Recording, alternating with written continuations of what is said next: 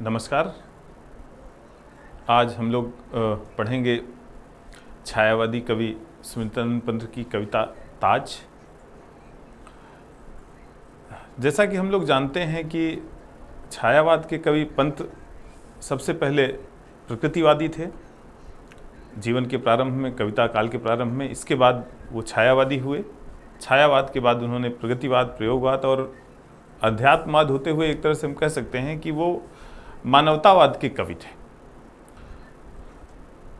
उनका छायावाद में भी बहुत बड़ा स्थान है और हम कह सकते हैं कि वो हिंदी साहित्य की एक बहुत बड़ी धरोहर हैं, बहुत बड़े कवि हैं। ये जो ताज कविता है उनकी, वो हम लोग प्रगतिवादी कह सकते हैं, जिसमें उन्होंने जिस ताज की पूरी दुनिया तारीफ़ करती है, जो दुनिया के आश्चर्यों में से एक है, उसकी उन्होंने भर्त्सना की है। एक तरह से उन्हें वो जैसे पसंद न हो, या इसलिए पसंद न हो क्योंकि वो मृत्यु का एक श्रृंगार है। हाय मृत्यु का ऐसा अमर अपार्थिव पूजन, जब विषण निर्जीव पड़ा हो जग का जीवन। करें एक ऐसे समय में जबकि इस संसार में जो मनुष्य का जीवन है वो परेशान, निर्जीव सा पड़ा हो, उस समय हम मृत्यु का ऐसा पूजन करें जो अमर कहा जाए। प्रेम का एक जो है स्मारक कहा जाता है ताज। संग सौध में हो श्रृंगार मरण का शोभन, नग्न क्षुधातुर्वास विहीन रहे जीवित जन। मरण का श्रृंगार कहाँ हो रहा है? महल में। अगर आप लोगों में से किसी ने ताज देखा होगा, या जिसने भी ताज देखा होगा कि वो कितना भव्य है। सफ़ेद संगमरमर और तमाम सारी नक्काशियाँ, वो भी रंगीन पत्थरों को, संगमरमर को काट करके उसमें की गई है। संग सौध में हो श्रृंगार मरण का शोभन, नग्न क्षुधातुर वास विहीन रहे जीवित जन।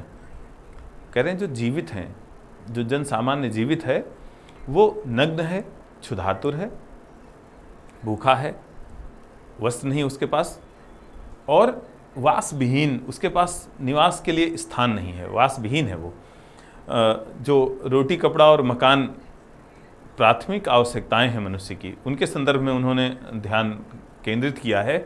ऐसी स्थिति में जब मनुष्य को की मूलभूत आवश्यकताएं नहीं पूरी हो रही, उस समय हम मृत्यु का या मरण का इस तरह से महिमा मंडन कर रहे हैं। मानो ऐसी भी विरक्ति क्या जीवन के प्रति।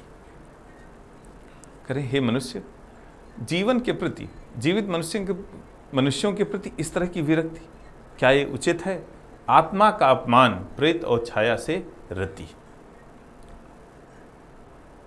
प्रेतात्मा, जो मृत्यु के बाद जो जीव होता है, वो कहा जाता है कि प्रेत योनि में चला जाता है। कह रहे हैं जो छाया स्वरूप है, जो आत्मा बन गया है, जो प्रेतात्मा बन गया है, उसमें रति, उससे प्रेम, और जो जीवित हैं उनके प्रति विरक्ति, क्या ये उचित व्यवहार है? प्रेम अर्चना यही करें हम मरण को वरण, स्थापित कर कंकाल भरे जीवन का प्रांगण। कह रहे हैं तो इससे अच्छा तो यही है कि हम जीवित मनुष्यों को छोड़ करके घरों में कंकाल स्थापित कर लें। वो ज़्यादा हमें अगर रुचिकर लग रहे हैं। सौ को दें हम रूप रंग आदर मानव का, मानव को हम कुत्सित चित्र बना दें सौ का। जो शव है, जो मृत है, उसे हम जीवित व्यक्ति से अधिक, जीवित व्यक्ति से कहीं अधिक सम्मान दे रहे हैं और उसका श्रृंगार कर रहे हैं, उसके लिए निवास की व्यवस्था कर रहे हैं। इतना बड़ा ताजमहल बनवा रहे हैं।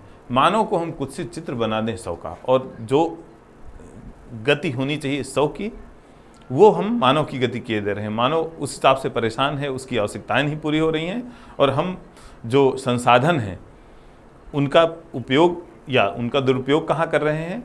एक मृतात्मा, एक शव के शोभन के लिए, शव की अर्चना के लिए। गत युग के बहुधर्म रूढ़ के ताज मनोहर, मानव के मोहांध हृदय में किए हुए घर। मोह जो एक मानसिक स्थिति मानी जाती है, गत युग के बहु धर्म रूढ़ी के ताज मनोहर। करें धर्म के, रूढ़ी के और गत युग के तुम एक तरह से स्मारक हो। मानव के मोहान हृदय में किए हुए घर। एक वो है कि हर प्रेयसी अपने प्रेमी से यह आशा करती है, उम्मीद करती है कि वह उसकी स्मृति में ताज के बराबर या ताज की तरह का स्मारक स्थापित करेगा। वो एक मानक माना जाता है जो एक प्रेमी ने अपनी प्रेमिका के लिए स्थापित किया है। कह रहे मानव के मोहान हृदय में किए हुए घर, कह रहे वो आज भी मनुष्य के हृदय में घर किए हुए है, और अगर लोगों को अवसर मिले तो संभवतः वो फिर से इस तरह का स्मारक बनाएं जो जीवित मनुष्यों की उपेक्षा और मृत व्यक्ति के, मृतात्मा के, प्रेतात्मा के श्रृंगार हेतु बनाया गया है। भूल गए हम जीवन का संदेश अनश्वर, मृतकों के हैं मृतक, जीवितों का है ईश्वर। कह रहे हैं कि हम इस आशय को, हम इस संदेश को संभवतः भूल गए हैं कि जो मृत हो गया वो तो मृत ही हो गया।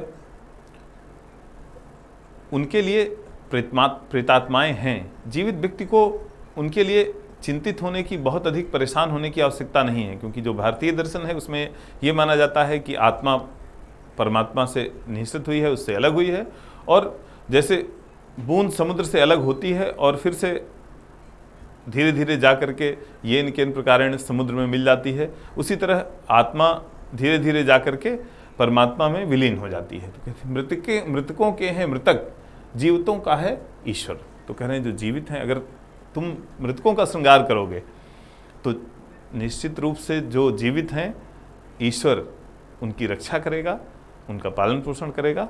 तुम इस गफलत में कभी मत रहना कि उसका कोई ध्यान रखने वाला नहीं है। धन्यवाद।